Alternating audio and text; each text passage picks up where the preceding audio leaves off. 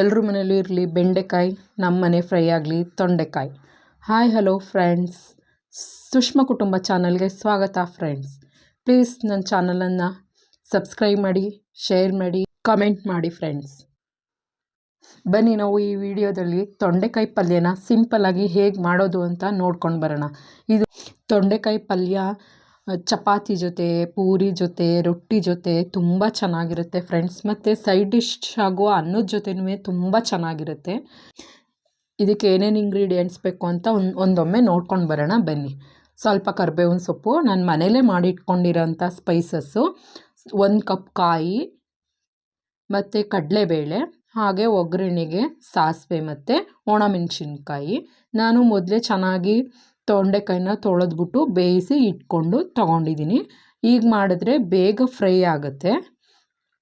ಬನ್ನಿ ಈಗ ಒಂದು ಗ್ಯಾಸ್ ಸ್ಟವ್ನ ಆನ್ ಮಾಡಿಟ್ಕೊಂಡು ಅದಕ್ಕೆ ಒಂದು ಕಡಾಯಿ ಇಟ್ಕೊಳ್ಳೋಣ.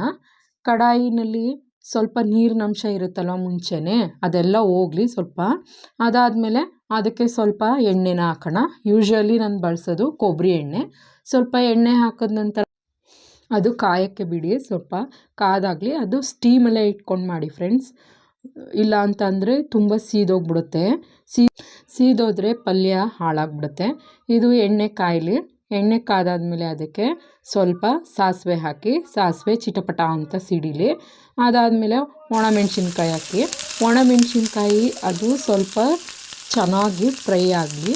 ಅದು ಚೆನ್ನಾಗಿ ಫ್ರೈ ಆಗಿ ಸ್ವಲ್ಪ ಸೀದೋದಂಗೆ ಆಗುತ್ತಲ್ಲ, ಆವಾಗ ಅದು ತುಂಬ ಚೆನ್ನಾಗಿ ಪಲ್ಯ ಟೇಸ್ಟ್ ಬರುತ್ತೆ. ಅದಾದಮೇಲೆ ಕಡಲೆಬೇಳೆ ಹಾಕಿ ಫ್ರೈ ಮಾಡ್ಕೊಳ್ಳಿ. ಕಡಲೆಬೇಳೆನೂ ಚೆನ್ನಾಗಿ ಫ್ರೈ ಆದಮೇಲೆ ಅದು ನಾವು ಬೇಯಿಸಿ ಇಟ್ಕೊಂಡಿರೋ ಅಂತಹ ತೊಂಡೆಕಾಯನ್ನು ಹಾಕಿ ಫ್ರೈ ಮಾಡಿ. ಇದಿಷ್ಟು ಸಣ್ಣೂರಿನಲ್ಲೇ ಮಾಡಿ ಫ್ರೆಂಡ್ಸ್, ಇಲ್ಲ ಅಂದರೆ ಅದು ಪಲ್ಯ ಎಲ್ಲ ಸೀದೋದಂಗೆ ಆಗಿಬಿಡುತ್ತೆ. ಹೀಗೆ ಫ್ರೈ ಮಾಡ್ತಾ ಮಾಡ್ತಾ ಇದೇ ಥರ ಅದರಲ್ಲಿ ತೊಂಡೆಕಾಯಲ್ಲಿ ಇರೋ ಅಂಥ ನೀರು ಸ್ವಲ್ಪ ಎಲ್ಲ ಸೀದೋಗಲಿ.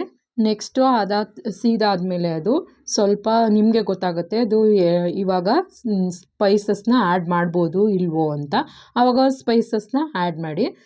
ಸ್ಪೈಸಸ್ ಆ್ಯಡ್ ಮಾಡಾದಮೇಲೆ ಅದು ಇನ್ನೂ ನೀರಿನ ಅಂಶ ಎಲ್ಲನೂ ಹೀರ್ಕೊಳ್ಳುತ್ತೆ. ಅದು ಹೀರ್ಕೊಂಡಾದಮೇಲೆ ನೀವು ತೊಗೊಂಡಿರೋಂಥ ಕಾಯಿನ ಅದಕ್ಕೆ ಹಾಕಿ ಫ್ರೈ ಮಾಡಿ ಫ್ರೆಂಡ್ಸ್. ಇದಿಷ್ಟು ನೀವು ಸಣ್ಣೂರಿನಲ್ಲೇ ಮಾಡಬೇಕು.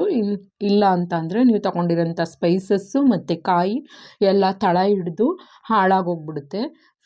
ಫ್ರೈ ಚೆನ್ನಾಗಿ ಬರಲ್ಲ. ನೋಡಿ ಇಷ್ಟೇ ಫ್ರೆಂಡ್ಸ್, ತುಂಬ ಸಿಂಪಲ್ಲಾಗಿ ಮಾಡ್ಕೋಬೋದು. ಹೇಗಿತ್ತು ಅಂತ ಕಾಮೆಂಟ್ ಮಾಡಿ. ಈ ತೊಂಡೆಕಾಯಿ ಪಲ್ಯ ಇಷ್ಟ ಆದರೆ ಎಲ್ರಿಗೂ ಶೇರ್ ಮಾಡಿ.